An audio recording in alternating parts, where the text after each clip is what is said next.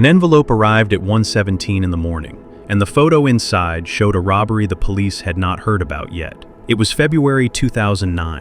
I worked nights at a small daily paper in Buffalo, in an old brick building a few blocks from City Hall. After midnight, it was usually just me and Ray, our photographer, waiting for the final police blotter before the presses started. Ray was in his 40s and had been there forever. He drank bad gas station coffee, wore a faded Bills jacket, and kept a Nikon D200 beside him, even when he was doing crosswords. I edited wire copy. He complained about the sabers. That was most nights. Outside, wet snow rattled against the windows. The newsroom smelled like burnt coffee and hot dust from the Dell towers under our desks. A little after 1, the freight elevator clanked somewhere below us. Ray looked up. "You expecting anything?" "No." Mail came through the front slot during the day. The loading door by the press room was locked at night. We waited for footsteps, but none came. Then I heard paper scrape across the floor outside the newsroom. A brown envelope had been pushed halfway under the door. No stamp, no address. "Night Desk" was written across it in black marker. Ray opened it with a metal ruler. Inside were 4 glossy prints, the kind pharmacies made from digital cards. The first showed a convenience store counter. A man in a dark hood leaned over it with one arm extended. The cashier had both hands raised. The next 2 showed the register being emptied and the man leaving. The last showed the cashier crouched behind the counter, looking at whoever held the camera.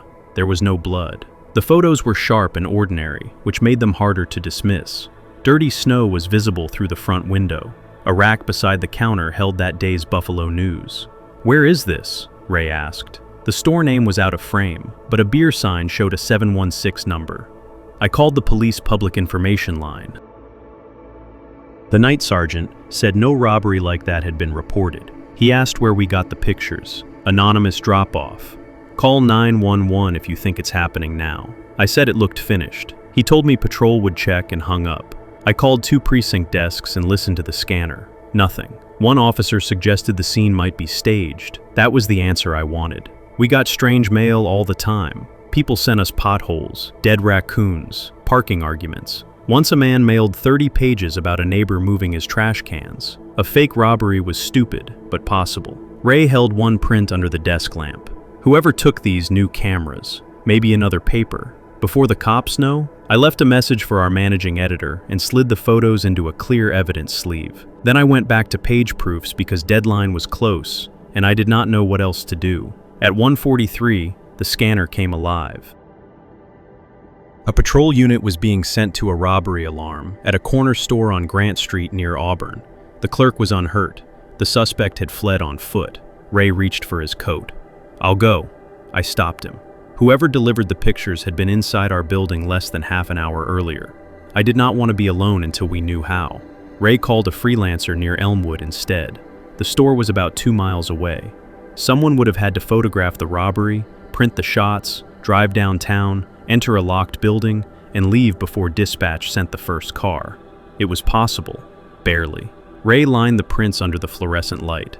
I was checking the second one for a timestamp when he said, "Look at this."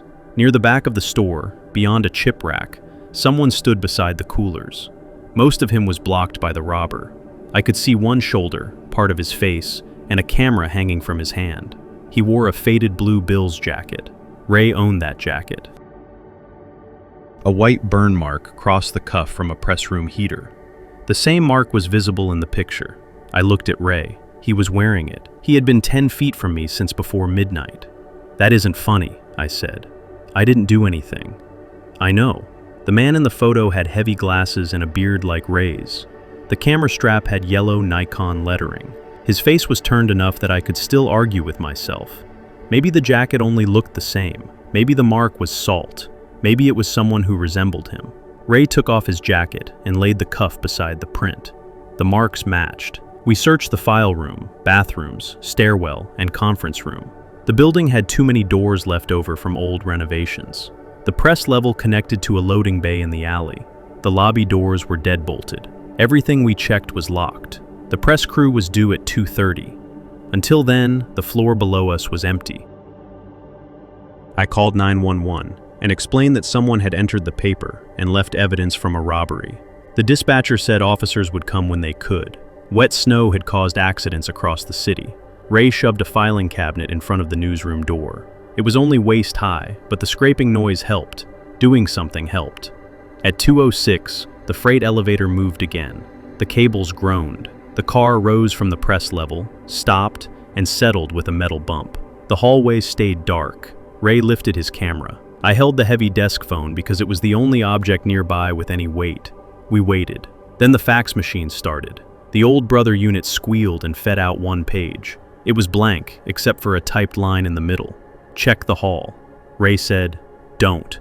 I called 911 again. The dispatcher kept me on the line and told us to stay behind the door. I told her it did not lock. A few seconds later, something touched the other side. It was not a knock. It sounded like a fingertip dragging down painted wood. Ray aimed his camera at the door. The lights buzzed over us. The boiler kicked on below and rattled through the pipes. The sound stopped. An envelope slid under the door and tapped the filing cabinet. Same brown paper, same marker. The dispatcher told us not to touch it. Ray pulled it closer with the ruler and opened the flap. There was one photo inside. It showed the front entrance of our building from across the street. Wet pavement reflected the green pharmacy sign on the corner. Through the glass doors I could see the empty lobby and the digital clock behind the security desk. The clock read 2:04.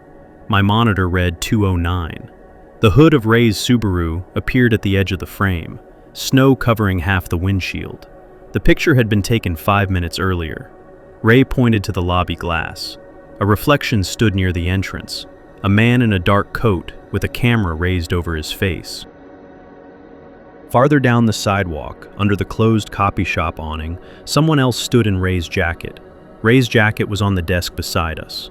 The dispatcher said officers were 3 minutes away. We heard a door close below. Then the phone in the press room began ringing. It rang 6 times, stopped, and started again. Ray said we could reach the loading bay through the press floor without crossing the lobby. I shut off the newsroom lights. The windows went black. I led Ray toward the rear stairwell by the glow of his camera screen. The stairwell smelled of damp wool and dust. Halfway down, a camera shutter clicked above us. Once. Ray grabbed my arm and pulled me faster. The press room was dark and full of silent machinery. Rolls of paper stood taller than we did. Red emergency lights reflected on the steel rollers. Our shoes stuck to old ink on the floor. The foreman's phone rang as we passed his office. Ray slowed. "Keep moving," I said. At the loading door, he lifted the steel bar slowly. Cold air came through the gap. We stepped into the alley as a police cruiser turned onto the block, lights flashing without a siren. We went around the side toward the front entrance. A man stood across the street under the pharmacy sign. He held a camera at chest level and made no effort to hide. He looked about 50, with short gray hair and a tan coat buttoned to his neck. He took one picture of us. Ray shouted, "Hey!" The man lowered the camera. He looked at Ray for a few seconds, then placed it carefully on the sidewalk. He walked west, toward Delaware Avenue. He did not run. By the time the cruiser stopped and one officer crossed the street, the man had turned the corner. The camera was a Canon with the serial number plate removed. Police found no useful prints. The memory card held 43 photos. Every image showed someone from the paper near home. Our publisher carrying groceries in Amherst. The courthouse reporter scraping ice from her car in North Buffalo. The press foreman smoking behind his garage in Cheektowaga. Ray taking out trash beside his apartment off Hurdle. There were 6 pictures of my building. The last showed me at my kitchen window in a t-shirt, holding a coffee mug and looking down at the street. It had been taken about an hour before my shift. Police searched the office and found a broken latch near the old plate room. They never found the man. The robbery suspect was arrested 2 days later. He said nobody had photographed him and claimed he had never seen Ray. The paper did not publish the pictures. Management changed the locks. For a while, a patrol car passed during the night shift. Ray quit the next week. I stayed until spring. The camera remained in police evidence. The memory card did not. It disappeared from the property envelope before a detective made a full copy. They had saved 11 images. Mine was not one of them.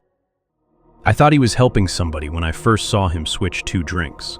It was in December 2012 when I worked nights at Harlow's, a bar a few blocks from the Greyhound station on Troost in Kansas City.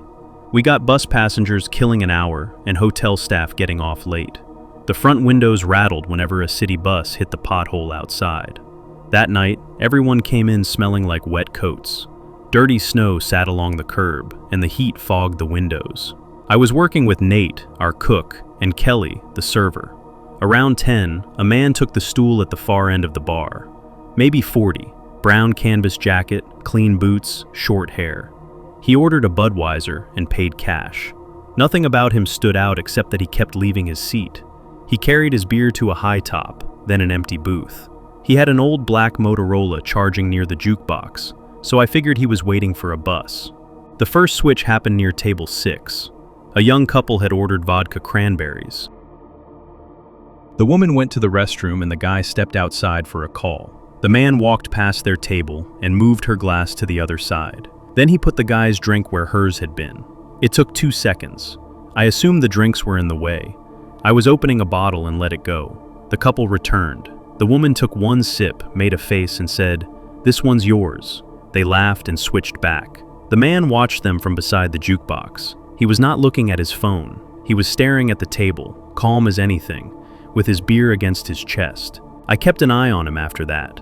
Bartenders learn how to watch people through mirrors and liquor bottles. He ordered another beer and asked what time the kitchen closed.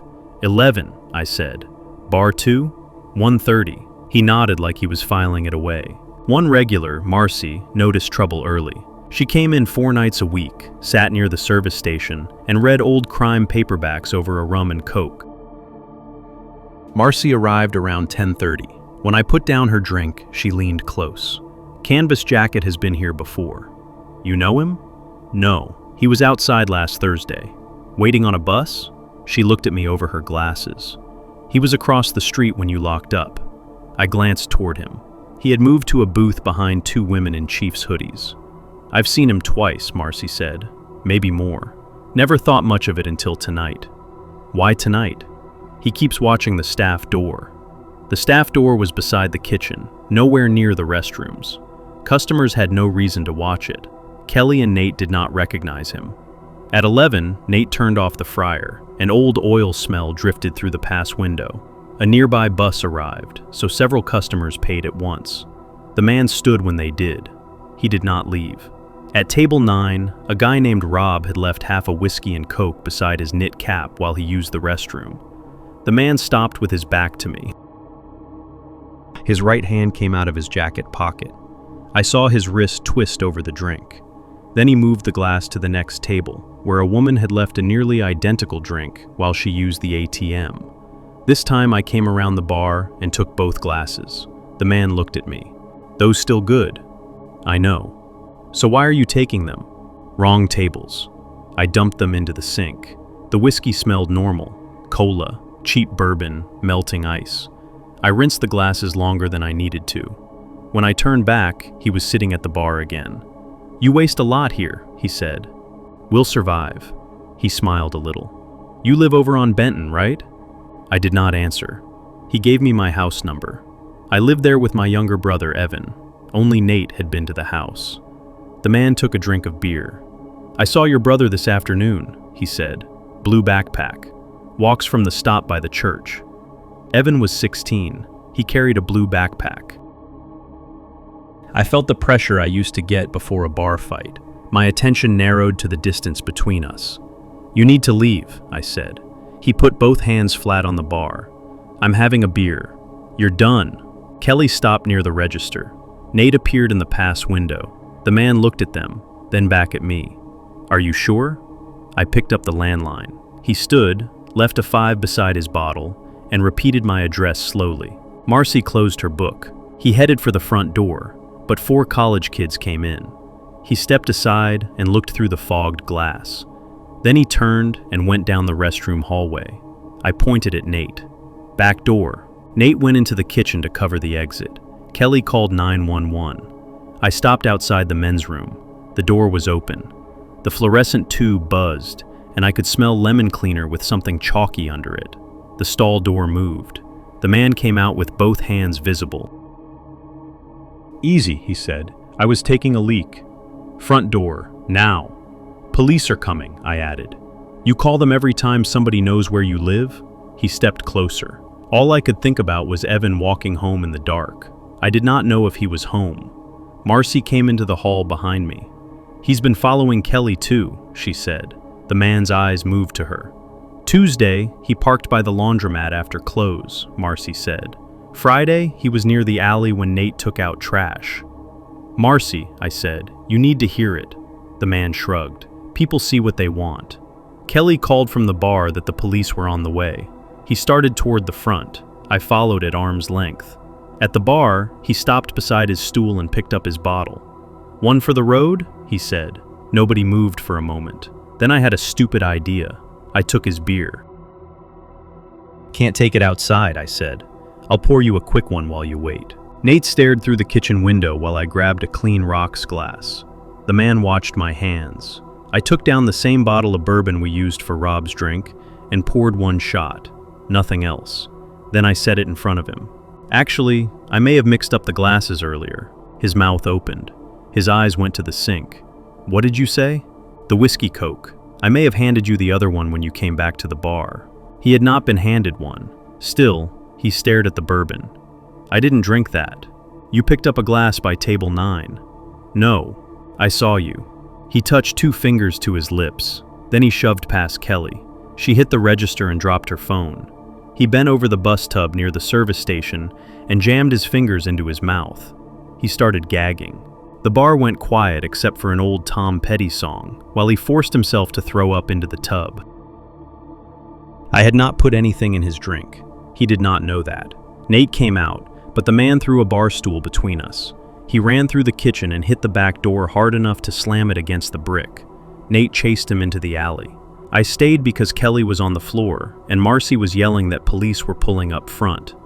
Police searched toward Paseo. They did not find him. While one officer took statements, another checked the restroom and came out with an evidence bag. Inside was white powder with bits of crushed tablets, plus photographs bound with a rubber band. One showed Kelly at the bus stop. One showed Nate behind Harlow's. 2 showed Marcy near her car. There were 3 of me. In one, I was unlocking my front door on Benton. In another, Evan was taking out our trash. The third had been shot through Harlow's front window. I was behind the bar, leaning down to get change. The date in the corner was November 27th. The officer asked whether any of us knew the man. None of us did. Marcy remembered a dark minivan near the laundromat, but no plate. Nate remembered a dent on the passenger door. Evan called me back while the officers were there. He was home and had not seen anybody outside. I told him to lock the deadbolt and stay away from the windows. Harlow's closed early. Police took the rinsed glasses and the man's beer bottle. An officer said a detective would call. We left after 2. The alley smelled like trash and fryer grease, while Nate scraped ice from his windshield. Every parked vehicle looked occupied until I got close. Marcy said, "I've seen him since Thanksgiving." I asked why she had not said anything. "I thought he was waiting for someone," she said. "Then I thought maybe he liked Kelly. I didn't put it together." Kelly's hand shook too badly to work her key, so Nate drove her home. I drove to Benton. Evan sat on the floor with a baseball bat and the television muted. I checked the rooms. Nothing looked touched. On the porch, I found a wet cigarette butt crushed near the railing. Neither of us smoked. The detective called 2 days later. The man had paid cash, and the Motorola was gone when police arrived. The detective would not tell me what the lab found. He only said to call if I saw him again. I never worked another shift at Harlow's. The owner, Frank, said there was no proof he would return, and offered to have Nate walk me to my car. I picked up my last check that afternoon. Evan and I moved in January. We did not leave a forwarding address with the old landlord. A month later, Nate said detectives had asked about a customer from another bar near the station who had blacked out after one drink. He did not know if it was connected. I did not call for an update. The last thing I heard was from Marcy. Harlow's had put a camera over the back door, and Frank had started locking the restroom hallway when business was slow. Someone had also left a brown canvas jacket in the alley behind the bar. The pockets were empty. What I saw on the thermal feed was a row of people standing under 12 feet of concrete. That was impossible because the place had been abandoned since the 90s. In October 2020, I was doing contract drone work around Southern California. The job came through a guy named Evan. He said his company was buying property near an old Air Force site in the Mojave and needed updated imagery. He gave me coordinates south of Baker, several miles off the paved road. The parcel was listed as industrial land, inactive. Evan said there were service roads and a concrete apron, once used for aircraft testing. We met at a gas station off I-15 after sunrise. Evan had a black Pelican case in his SUV and a satellite phone on his belt. "You brought thermal?" he asked. My main drone was a Matrice 300 with optical and thermal cameras. It was overkill for real estate, but Evan had requested it and accepted my rate without arguing. He also wanted the raw files copied to a card he provided. We drove for an hour on dirt. Dust came through my vents, and by the time we reached the fence, my teeth felt gritty. The fence had been cut and folded back. Beyond it were low concrete buildings, a rusted tower, and the apron. Heat shimmer made the far edge look wet. "Stay near the vehicles," Evan said. I asked if there were snakes. People steal equipment out here. There was almost nothing left to steal. I set up beside my Tacoma and launched. On the monitor, the base flattened into roads and broken foundations. Evan stood over my shoulder, smelling like sunscreen and coffee. His shot list included the north fence, drainage channel, and 3 passes over the central apron. I found a burned trailer half buried in sand. Evan barely looked at the normal camera. The sun had heated every surface, so thermal was messy. "Keep it running." On the second pass over the apron, I noticed a dark rectangle in the slab. It was cooler than the concrete around it, and too straight to be natural. I lowered the drone and changed the thermal range. Thin, warm lines appeared along its edges. I figured they were pipes or heat leaking through old utility tunnels. Then one moved. I stopped the drone. "What?" Evan asked. I zoomed in. Beneath the slab, something warm crossed left to right. The shape was muted by the concrete, but it was human. Another followed it, then another. People were moving through a space under the apron. Several stood still in separate rooms. The temperature differences outlined walls and a corridor. Evan reached across me and tapped the screen. "Land it." I asked what was under there. "Old maintenance space. There are people in it." "No, there aren't." Farther east, a group stood near a long, hot object that might have been a generator. "That's active," I said. His voice went flat. "Land the drone and delete that pass. The apron is on your list." He folded the paper and put it away. I moved the camera east. The outlines continued beyond the visible slab. I could make out 3 chambers. One held more people than I could count. Another had hot rectangles along a wall. Then the image flashed white. A door had opened near the old tower. It was hidden behind corrugated metal painted the color of dirt. 4 men came out. All 4 carried rifles. Evan grabbed for the monitor. I pulled it back. "Delete it now," I asked who they were. He looked toward the apron. "Do exactly what I say." The men spread out. 2 moved toward the fence. One climbed into a side-by-side under camouflage netting. The last raised binoculars. He was looking at us. I started bringing the drone back. Evan stepped between me and my truck. "Give me the card." "No." "Give me the card and we leave." I said I could copy the files later. The drone was over a mile away. A warning appeared. Compass interference. It cleared, then the map rotated and snapped back. The control link dropped to 2 bars. There were no power lines or radio towers near us. On thermal, the side-by-side was moving toward us. The 2 men on foot had vanished behind a building. I turned the camera toward our vehicles. That was when I saw the heat inside my Tacoma. At first, it looked like warmth trapped in the cab. Then the shape shifted. Someone was lying on the floor behind the front seats, curled under the rear bench. My windows were tinted, so I saw nothing with my eyes. On thermal, the outline was clear. Bent legs, a torso, one arm reaching along the driver's seat. I stepped away. Evan asked, "What is it?" I turned the monitor toward him. For the first time, he looked scared. "That's not one of mine," he said.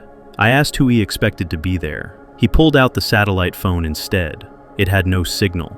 The controller beeped. Signal lost. The drone stopped responding, but the video stayed live. The horizon rolled as it banked hard. Speed climbed. Heading reversed. It was flying back toward us. It dropped from 200 feet to 60 and accelerated. I hit cancel. Nothing. Evan said, Crash it. I tried the emergency motor command and changed flight modes. No response. The speed passed 40 miles per hour. The drone came over the ruined buildings low enough that I could hear its mechanical whine. The person under my rear seat sat up. My Tacoma rocked. A hand rose behind the tinted glass. Evan ran for his SUV. I yelled at him to stop. He opened the driver's door, and a man rose from the shadow beside the rear tire with a rifle. Evan froze and raised his hands. The drone was less than half a mile away and still descending. I had maybe 20 seconds. My truck had someone inside. Evan's SUV had an armed man beside it. The side-by-side was coming down the service road, throwing dust above the roofline. The Matrice carried 2 large lithium batteries. I had seen a damaged pack burn during training. Once it started, water did almost nothing. The flight controls were gone, but the gimbal still moved. Whoever had taken the drone hadn't locked every channel. I pushed the camera down and right. It moved. The SUV's rear hatch was open a few inches. I zoomed in. Inside were 2 red fuel cans, a small generator, and the Pelican case. The drone crossed the fence. I could see it coming straight at my table. I grabbed the controller and ran sideways. The drone adjusted to follow me. Someone was steering by camera and using me as the target. I ran toward Evan's SUV. The armed man swung his rifle at me. Evan dropped behind the open door. At about 30 yards, I threw the controller toward the SUV's rear wheel and cut left. The drone followed it. Maybe the pilot thought I had fallen. Maybe tracking software locked onto the bright screen. I don't know. It struck the SUV behind the rear passenger door. There was a metal crack, then a flat punch I felt in my chest. 1 battery split against the frame. White smoke burst under the vehicle. A second later, the fuel caught. The armed man fell behind the SUV. Evan crawled away. Something in the cargo area blew.